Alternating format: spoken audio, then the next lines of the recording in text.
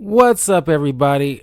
I am back with a movie review after the many weeks of covering the Harry Potter films. I want to deep dive into at least a few of Wes Anderson films because he has his recent movie that just came out. I'm blanking on the Phoenician Scheme, and I had like a kind of a soft spot for Wes Anderson films. From the stuff that I've seen, I always find myself enjoying it. So I figured I want to, at least before July rolls around, because that's where I want to start getting back to the theme months with some uh, Fourth of July kind of themes, like kind of American soldiers, or just very patriotic type of films. And I got quite a few that I really want to check out for the month of July. But first, while I still got some month of June to still swerving around for a little while, I'll take the time then to just get into some Wes Anderson stuff because I want to scratch that itch really quick. So I'm gonna cover two today, and then next Thursday for the final Thursday of the month, cover the last two before I get into more Fourth of July kind of theme films.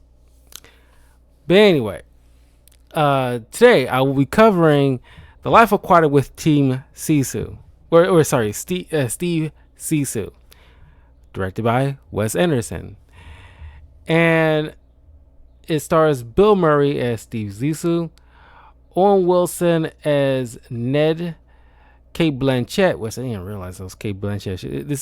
This came out way back in 2004. It's so long ago. Kate Blanchett plays Jane Winslet Richardson, Angelica Houston as Eleanor Zissou, Willem Dafoe as Klaus Daimler, Jeff Goldblum as Alistair Hennessy, Michael Gambon as Isiri Dracoudis. I'm going to butcher some of these names. Noah Taylor as Vladimir Wolodzowski, Bud Cort as Bill Ubel, Bond Company stooge, Sue George as Pelé dos Santos, Robin Cahoon as Anna Marie Sokowitz, whereas Al Julia as Vakram Ray. So,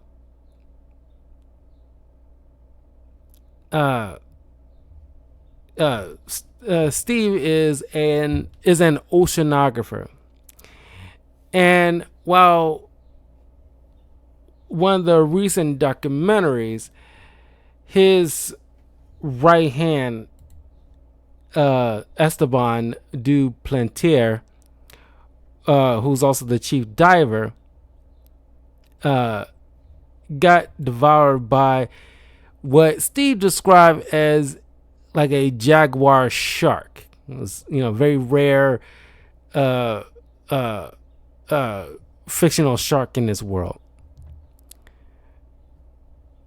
So he, wants to dedicate the next expedition while also trying to document the entire venture. He wants to find this thing and destroy it, because he want to get revenge on the on the shark for taking his friend's life. Oh, and by the way, uh, uh, uh, his vessel is called the Belafonte, which is kind of like a just big,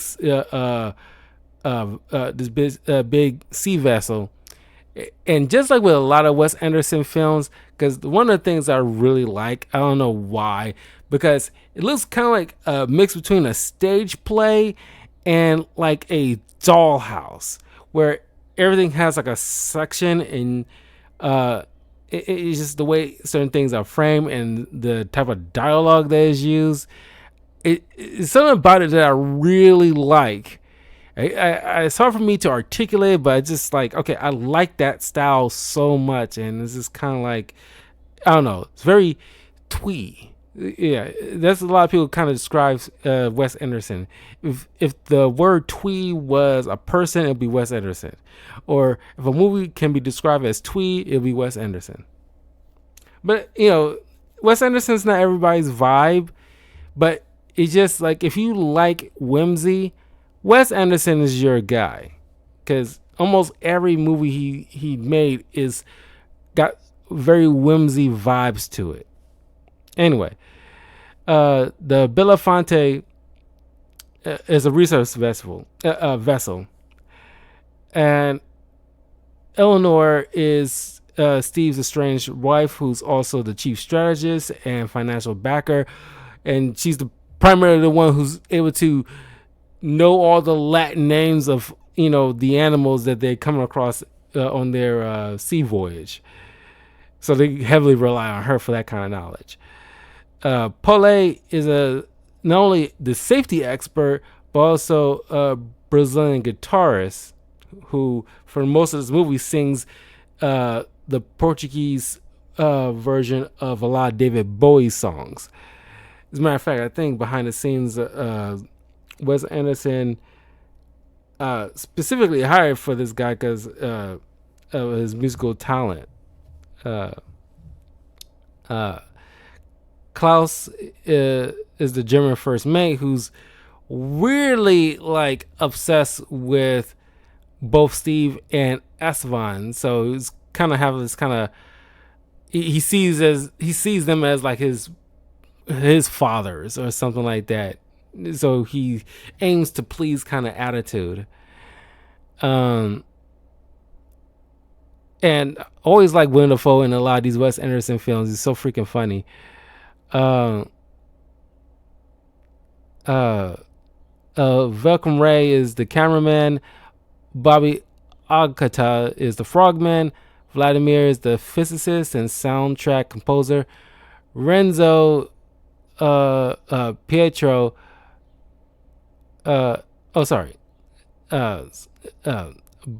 Bobby is the frogman, Velcrom is the cameraman, Renzo is the soundman, Anna Marie is the script girl.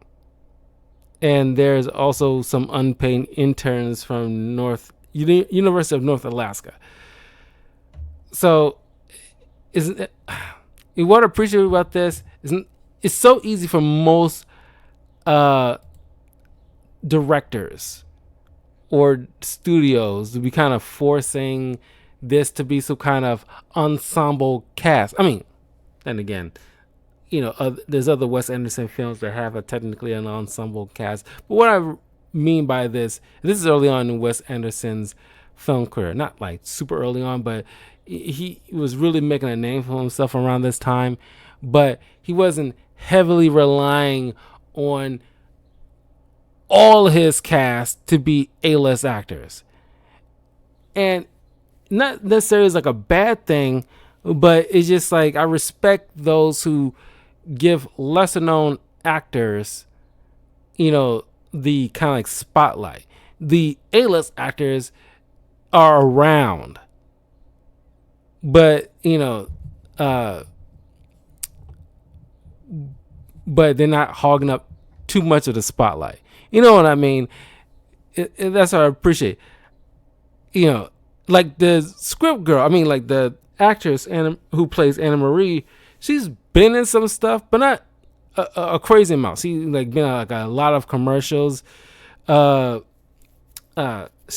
worked for a lot of different like studios and stuff like that.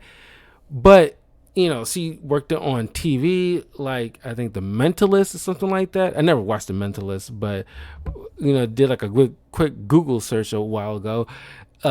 she was on a few TV shows. So like they all acted or has some skills working for like studios and what have you. But it's just like a nice little mix of lesser known actors and well known actors. With the Phoenician scheme, and there's quite a handful, like quite a bit of a handful of well known actors. But like I said, I haven't seen that one yet. I really do want to see the Phoenician scheme at some point. But I never got any complaints with Wes Anderson. I just like, I appreciate an ensemble cast that has at least a mix between well-known actors and lesser-known ones, just to give it some variety. Because instead of just relying on just nothing but A-list actors as a crutch. Not saying that's bad or you won't get like a good project out of it. It's just that give some open spots for people to strut their stuff too. Anyway, during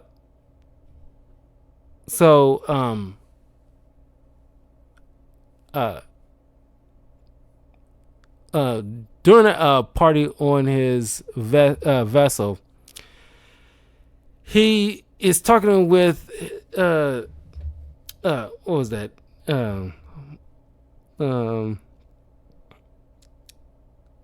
Crap. Gambone's character Osiri, who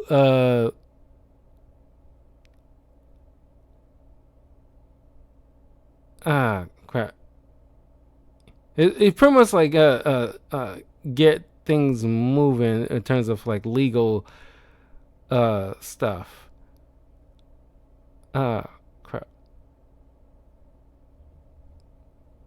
I'm trying to. He's the producer. And he states that there's no way to fund the next expedition because he haven't put out like Steve haven't put out like a successful documentary in the past almost decade.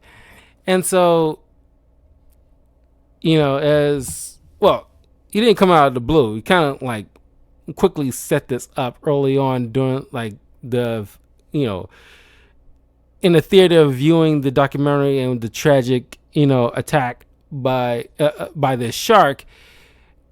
We are introduced to this character Ned, who is a Kentucky pilot, and he comes to speak with Steve privately and states that he is his son because he knows him and his mom, who recently passed away, used to have like a thing together, like nearly 30 years ago.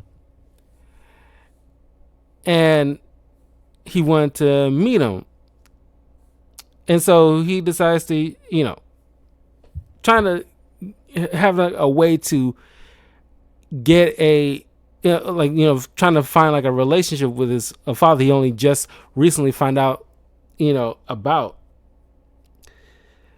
via his mother. So he decides to use his inheritance to fund Steve's expedition, which Eleanor doesn't like that idea because he feels like Steve might be using the kid. And Steve actually, has, because the thought of, being a parent, and he did have a good relationship with the late mother. So, he trying to like, okay, let's bring you up on board. It's like make you part of Team Zissou. Like I would have probably named you Kingsley if I had the choice, because I didn't know I had a kid this whole entire time. So it's my responsibility. So let me like try to, bring you on board, father and son. I think it's very apt that I'm doing this review now, just a few days after Father's Day just came around. So we got a good. So I guess I did manage to fit it. Matter of fact, both movies that I'm going to be doing fit perfectly for the theme of Father's Day. So man, I just incidentally managed to squeeze in some father type of film into these reviews. And now I'm thinking about it. Didn't even think there's a happy accident. Oh my goodness. There's a nice happy accident. I managed to fit in at least a couple of, so I could count these as like a Father's Day type of films in my on my channel. So just like that, kind of clicked for me. Look at that. Anyway, so Eleanor kind of backs out because it's like she doesn't like, Steve. She thinks he's taking advantage of her because other people who have long since reviewed this film have stated that this movie is kind of like a play on Moby Dick, which, if you haven't read Moby Dick, it's pretty much about a man obsessed with trying to track down this white whale and became super obsessed with it. And you get to see those kind of vibes with Steve, who's obsessed with trying to find this shark and kill it, even though he promised he won't kill it, but he's dead set on getting his revenge on this doggone shark. Then we meet this reporter. Sorry.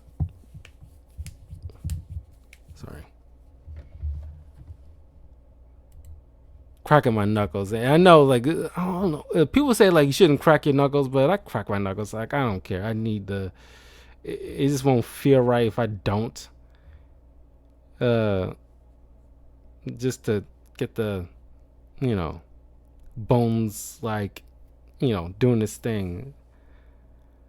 Jane. And Jane is, the typical Lois Lane type. She, asked the hard-hitting questions. She ain't trying to do none of the fluff pieces that Steve is, more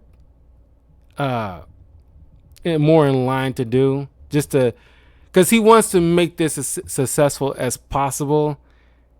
Because it's like he's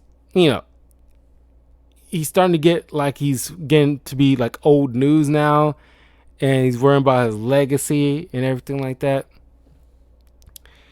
And of course, she's pregnant by her. She had like a fling with her boss, who, it was already married, so she knows full well that can't be a thing, but she still wants to have the kid irregardless. Steve's starting to have like a bit of feelings for her. But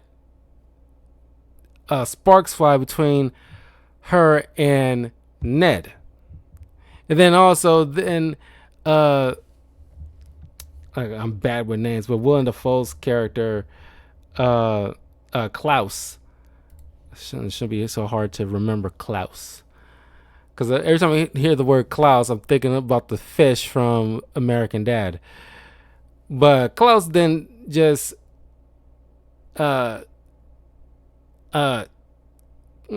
of slaps like Ned because he feels so threatened that he's kind of like taking he's kind of like, treated like the favorite son, and he's feeling left out pretty much. And I love that, Ned just, not in this scene, but just like in a scene or two later, next time he gets a alone time with Klaus, he slaps him back, and he's like, I thought you warned me, like, I thought last time you said it was a warning not to do it. And like, yeah, that was a warning, but I still owed you that one. But now we even. Which I kind of respect. Like, you don't just put your hands on another. A man don't put their hands on another man without there's some type of scrap. Now, and I kind of like the writing in it because this feels so real, at least semi-real. Most cases, people have been like, get into like a boxing match right there on that pier. But it's like, he circled back and it's like, nah, I had to get you back there. That didn't set right with me. Don't you put your hands on me ever again like that. But now we even. Because that, like, I don't know how many ladies out there might, understand this, but it is a kind of like a guy thing, because we got a monopoly on force. We do not respect men who just put their hands on them without any type of retaliation. Even if it's just one hit, it's like, nah, son, that is just like, there's mutual assured destruction kind of situation. We acknowledge that, and we don't lay hands on each other unless absolutely necessary. So if some dude dare put their hands on us, we gotta like check that immediately. Otherwise, you get walked over, or you think you some kind of pushover. So you gotta set some type of boundary, and it's like, no, I ain't the one, the two, or the three. So it's just like a thing with guys. So kind of like they put that in here to show that Ned ain't no dweebish guy. No, it's like, no, like I'm a man, like I'm a pilot, I'm a respectable man, and I got dignity about myself. Don't you put your freaking hands on me. I really like that. Especially you don't usually see that with Owen Wilson, because Owen Wilson seems like one of those kind of like chill surfer vibe type of dudes, And matter of fact, now I'm thinking about it. Speaking of Owen Wilson, I don't recall him saying the word "wow" at no point in this film. He must have said. He had to say it. Or am I gaslighting myself? It's like because I can't recall. They said a lot of words. At some point, he had to say. Do we know he said "wow" in a few of his films, but just the way he says it, now that it's like it becomes like a thing with him, it's like, did he say that in every movie he does, or is just a few earlier stuff in his career that we kind of latch on with everything he's done? Because he never said it in the Loki series. Now it's just like I'm trying to. I gotta Google search it, because it's like, wow, it says an everyday word. It's like it's like, God, I gotta look this up. Like, because like maybe like I'm, attributing things that don't need to be attributed. It's like, has Owen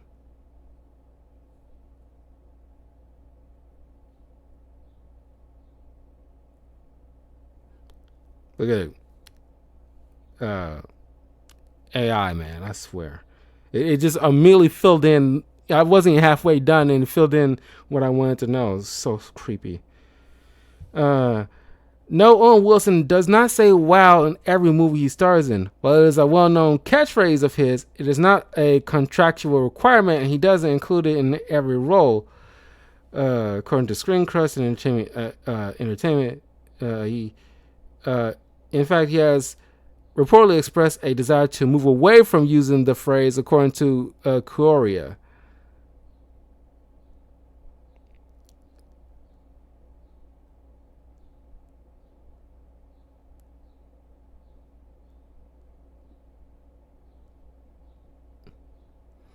Which movies he says "wow" in?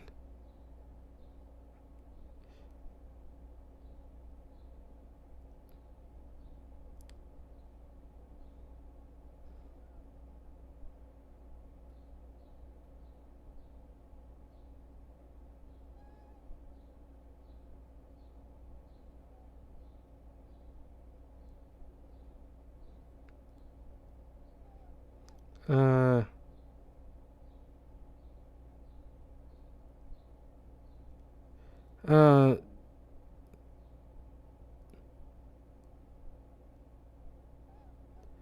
uh, probably Lewis and President.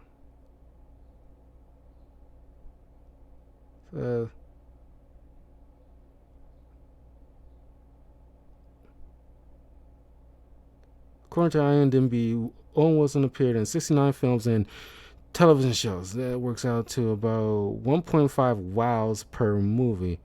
And if you want specifically, you can see most of his films, both good and bad, are represented there. It's like it doesn't show like which movies he did say the word though.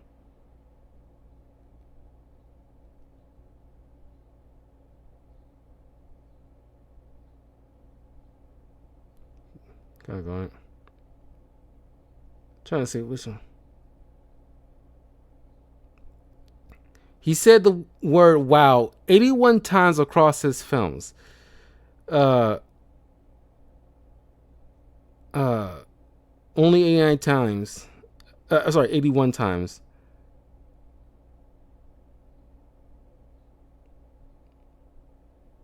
Uh,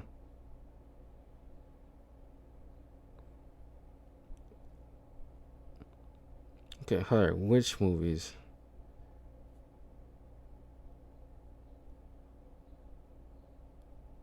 Has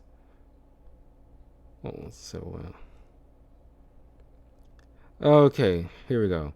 Owen Wilson has famously said wow in numerous movies throughout his career. Some notable films he delivers the line Starsky and Hutch, Wedding Crashers, The Darjeeling Limited, Meet the Fockers, and potentially other sequels.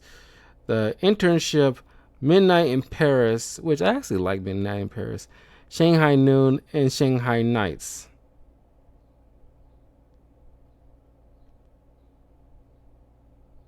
29 Bottle Rocket. Oh, sorry. The Bottle Rocket, The Haunting, Breakfast of Champions, Zoolander, The Royal Tenenbaums, I Spy. So yeah, I wasn't tripping because I'm thinking like, oh, he only said it probably like a few times in his earlier films, and it kind of stuck. No, it's like a good chunk of films he said the word wow, but it's also nice to know that he tries to steer away from that line. But it's kind of like you hire Owen Wilson, and it's like if I was the script writer or the director or assistant director, and I just kind of like, pulled him to a side. It's like, dude, I kind of want to write in the script that at some point you have to say wow. It's like, I know you probably, it's like a thing that you want to steer away from, and like, hey, if you're adamant on not doing it, we won't push the issue. But it's like, I kind of want to throw it in there at least once, get it out the way, because otherwise it'll feel kind of weird without it. If I got, like, it's just how I felt when it comes to the Loki series. It's like, you hire Owen Wilson, you got to have him say wow at least one time, otherwise, like, why even bother? It's kind of like with Keanu Reeves. It's like, you gotta have him say whoa at least once.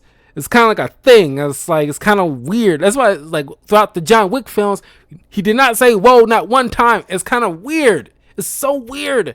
It's like, it's like it messes your brain a bit. At least maybe just me. I don't know. I'm kind of going for a tangent here, but it's kind of like, you got these incredible actors who are well known for their catchphrases, or you kind of trick them. It's like, like, hey, Mr. Wilson, like, what's another way to say World of Warcraft? Wow. oh wow, Bubblicious. Wow. It's kind of like, it's like, you gotta do it. You gotta do it. It's like getting all three Spider-Man actors in one film. You gotta have them do the point. Otherwise, why? It's weird. It's like you're missing a huge opportunity that everybody knows. Like, you're probably setting it up and you don't do it. It feels cheated. I don't know. I'll get off on a tangent. Anyway. So, romance is blooming between Ned and Jane, and along the way,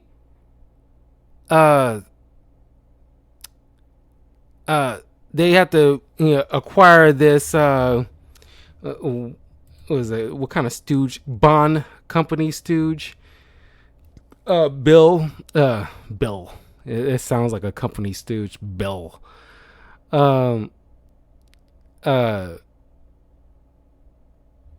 uh, who's assigned to the project, who's pretty much like, crunching the numbers of things that, they can or cannot afford, trying to keep everything like at the right budget.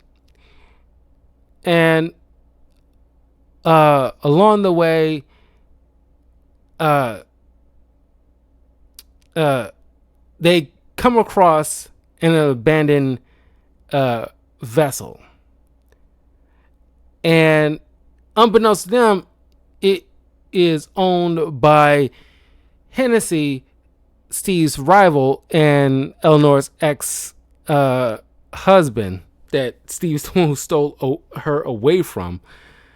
Who's a more successful oceanographer, given the fact that he has like a fancy smancy vessel with practically, uh, like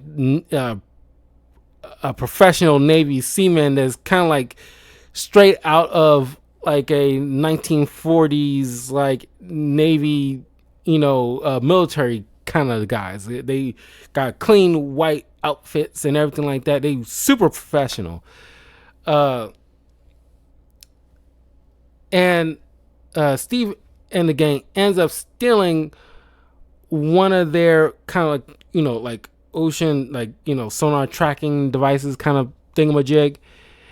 And because they didn't realize the whole place was like wired for like kind of like a alert with signals to Hennessy, somebody broke into one of his little vessels. Which, why'd you leave that just sitting in the middle of the ocean? God knows why. Seems kind of irresponsible. But and who knows how long that been there.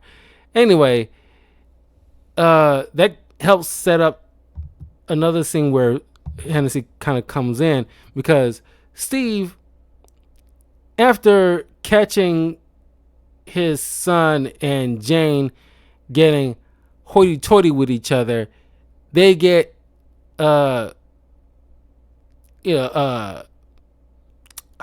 by Filipino pirates, which Ned was supposed to be being like the keeping watch, essentially. There's like a title for it on a ship, like those old pirate ships where you have somebody on the top of the mast to say like land ho and all other stuff. Ned was supposed to be on duty for that part, but he's too busy kind of canoodling with Jane the entire time. Which, by the way, before I continue, it's kind of weird. Maybe at the time it didn't seem so weird because things were different around 2004, but nowadays I don't see that many guys or guys clamoring to hook up with or get into like any kind of serious thing with a single pregnant chick. Not even just with like a chick, a single chick with a kid. This is a legit single pregnant woman that he's having like a thing with. And it's like, I don't know. It's not like they're like I'm not repulsed by, no guys are repulsed by pregnant women, but it just seems like, oh, this is somebody's. Well, you don't know unless you talk with a chick, but it's like you just rightly assumed that, oh, she's pregnant, she got like a man, kind of like, yeah, I'm not even bother. I'm not gonna even engage in that kind of way with a woman like that. So it's like it's pretty much like, leave her be. She's clearly chosen for. It's almost better than a wedding ring in a lot of cases, because you clearly see that she is obviously not available. So, but this guy seems like, even if you find out that she's single, even still, it's kind of like, guys don't get many icks, but I think that is probably like one of them. Unless you're one of those guys that has like a fetish with, hooking up with pregnant women. I don't, but I just kind of like leave them be personally. Uh, so they get hijacked, and luckily, Bill speaks fluent Filipino. So he translate that they want all the money on the that's on in the safe on the ship that has the bulk of Ned's money that he financed for this voyage. But of course, Steve's being stubborn, doesn't want to like give it up, but it's just then it kind of goes, I won't say goes out the window, but it reaches kind of like a tipping point for him when he sees that they're potentially going to kidnap his son. So I swear I haven't seen this in a long time. I completely forgot, but it kind of went off like this might be in his head kind of situation, like he's imagining he's doing this awesome stuff. But they got like Bill Murray pulling off some kind of action scene like he's freaking John Wick or John McClane or something like that. He takes one of the pirates' guns and starts killing a lot of them, while the rest kind of escapes, leaving their three-legged dog behind. But they still managed to kidnap Bill in the process. So Anna Marie and all but one of the interns decides to leave when Hennessy shows up in the nick of time to pull them to safely to port. So Steve ends up going to Eleanor and convinces her to come back, which she financed with the gas and all the stuff that they need in order to continue on, because they need to save Bill. They can't leave him in the hands of the pirates. So they mount a rescue mission, and they get, thanks to Bill, who managed to win the a friendship with one of the young Filipino boys that's hanging with the pirates. It's, I guess, has to be related to one of them there, who helps him get a hold of a radio. And Bill just like acts like he's getting sending out like a general like call, like, oh, how you doing? Oh, like, yeah, things kind of crazy over here. And then it's like cut it short. It's like, kind of would be nice to let us know where you are, Bill, but Bill's kind of a smart idiot, a smidiot. But thanks to Eleanor's quick thinking, because she overhears what's going on in the background, she kind of deduced that it has to be one of those small abandoned islands that has the particular animal sounds in the background that's like only indigenous to this particular region. So we got a good narrow space to look at. So they go to the small island where they not only find Bill, they also find the pirates who also managed to hijack Hennessy's vessel, killed his crew, all but him for some reason. They managed to save him, Bill, and escape. And I don't know what it is, but personally, it's kind of weird. They end up forgetting. They realize they forgot the dog. He's on the island, where they saw the boy who helped Bill with, trying to get out the message. And I don't know. Personally, like, I would have somebody swim out and get that freaking dog, because, like, the dog's been hanging with us for a long while at this point. And it's like, you might as well keep the dang dog. I don't know. It's like it's humans with animals, especially with dogs. It's kind of like we end up going attached to the doggone things, and it's like a human thing. Unless you're one of those kind of sociopaths that don't have that type of feeling, it's just like we get attached. It's a human reaction, and it's kind of like I don't swim, but I'm trying to get somebody. Can somebody go out and get the freaking dog? Because it's like we're used to the dog now. It's our dog now. Might as well keep the dang thing. I don't know. I felt some type of way about it. It was, I don't know. It's kind of like, God, it didn't sit right with me. Anyway, they save Bill. They save Hennessy. And Ned and Klaus, earn each other respect along the way.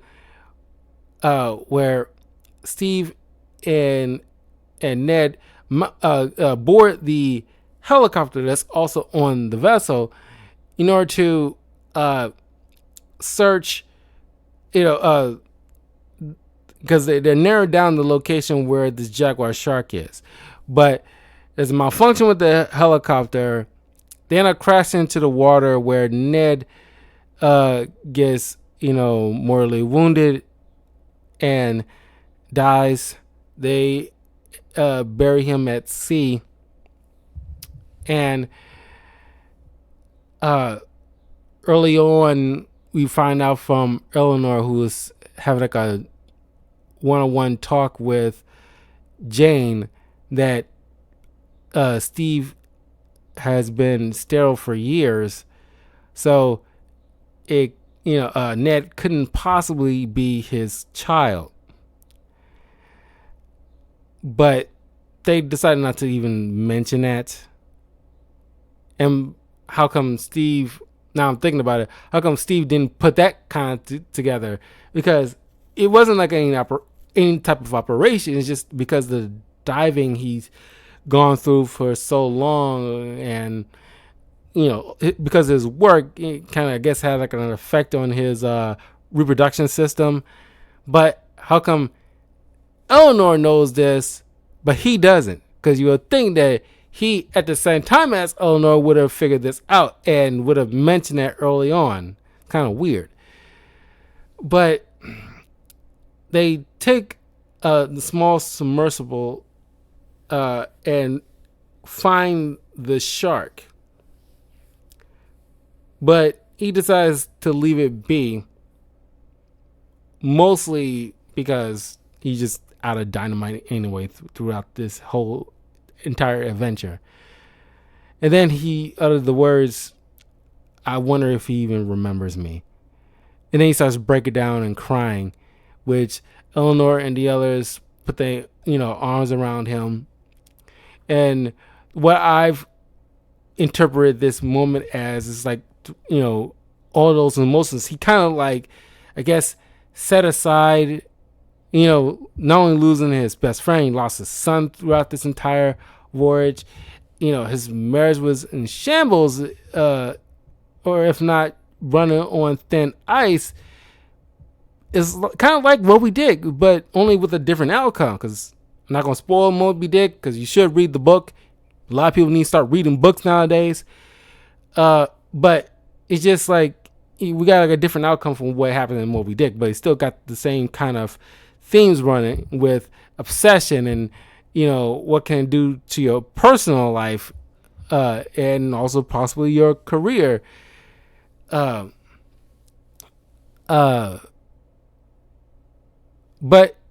he's left with thinking that Ned is his son. I think Eleanor probably rightfully just kind of like let him go on and continue to think that, because he still has a bit of like a legacy that's primarily what he always sought after, more so than that shark.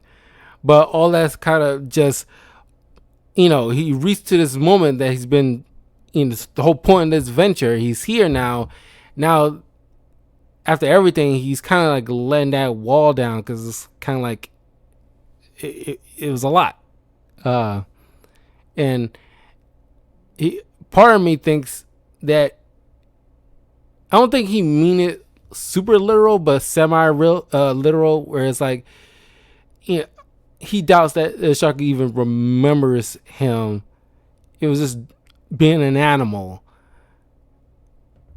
and it's like going all his way just to find this thing for it to just not even cognitively remembers him. Most animals remember you. They have that function. So I don't doubt that a shark could remember uh, a person,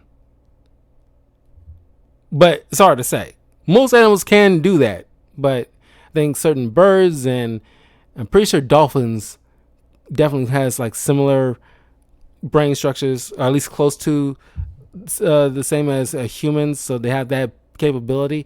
But I don't know about sharks though. Oh well, let's look this up. You know, do sharks have good memories?